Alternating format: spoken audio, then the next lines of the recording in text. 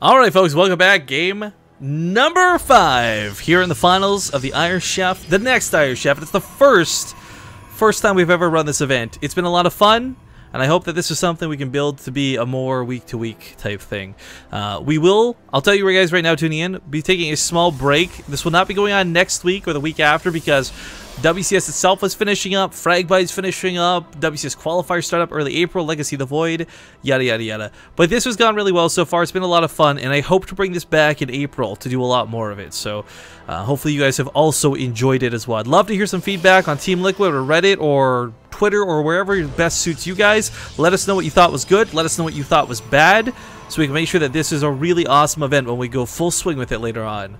That being said, spawning here in the bottom right corner of the map, he's going to be our challenger who's really scared of only getting $50 now. It's going to be Neurosoft's Hunter. The top right tiles, the Red Terran, it's EG's XenoCider. But he's not just the Red Terran, is he?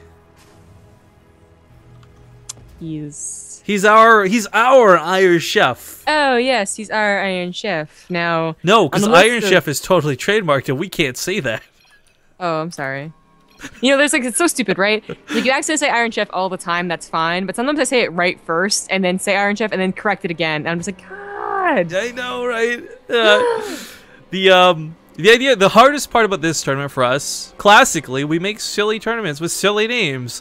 We want to try and keep this one a little bit more above board so that we could maybe get some help from our friends at Blizzard to get some recognition of the community without shutting away from it being 32 boys, 1 cup and all that. So, I mean, the tournament, I hope the name isn't that big of a deal, but it's the concept, I think, has been a lot of fun. We've definitely never seen a tournament play out like this. We had Koreans, we had North Americans, we had Europeans, we had scrappy games, though, through and through, and I highly recommend checking out the finals of the best of ones if you don't check out any other matches today.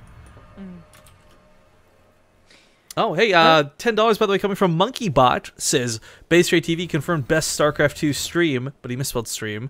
Says, I never ad block, and XenoCider is kind of imba. Keep doing what you do. Did you have to call him out on that?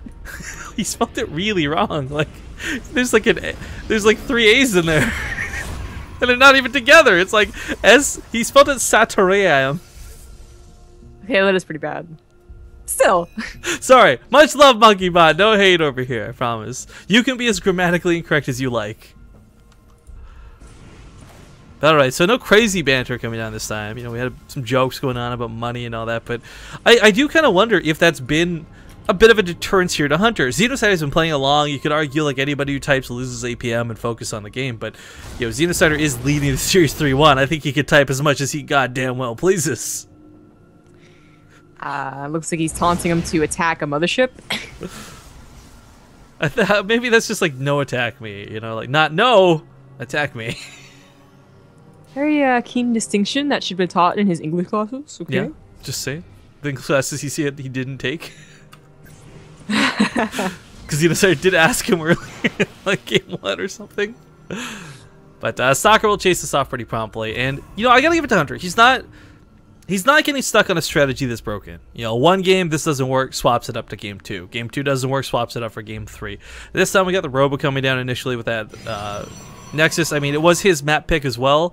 We kind of predicted Expedition loss because, you know, he's been going blink heavy, a little bit aggressive. Maybe that would have been his niche map, but he picked Deadwing for this potentially last game. If he loses it, it's all over. Yeah. And before he just like Immortal All-Ins. Right? Alright, we'll see. XenoCider is pushing out here. He's got a Widowmine. He's going to have a drop as well, being into the main probably. So he's going to look to force the Photon Overcharge. There we go. But, you know, we've actually seen Protosses today alone just be very, they know what they're trying to force, and they're not going for the baits, but this might be a necessary one. Probes pulled instantly. He's felt the wrath of XenoCider too many times to feel it again.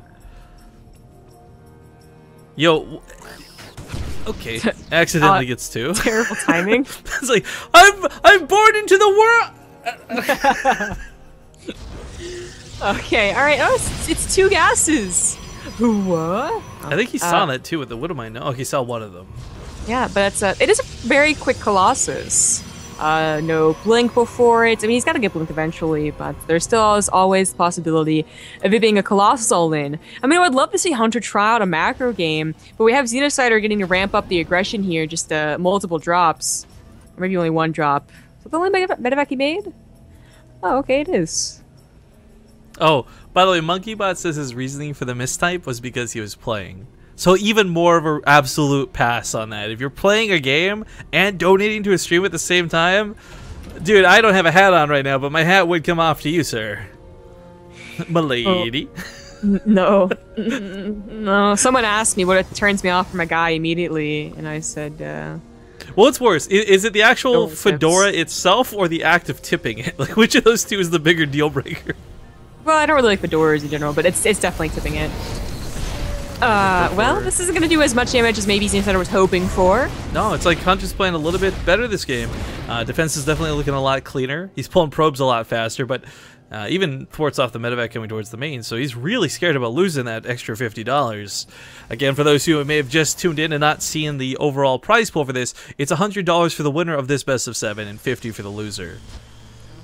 Alright, so it is double medevac drop, so XenoCider is looking to not only ramp up the aggression, but get some good scouting as well, and that's important because it is going to be a Colossus all-in. We don't have a forward, don't have a third, with a lot of gateways. XenoCider's, I mean, he could, if he really knew this was on the way, start producing Vikings after these 2 medevacs, so he'll sell up a total of 4 medevacs, and that's nice. Or he could just try and meet him out in the map where there's a good concave, and bully him that way. We'll see.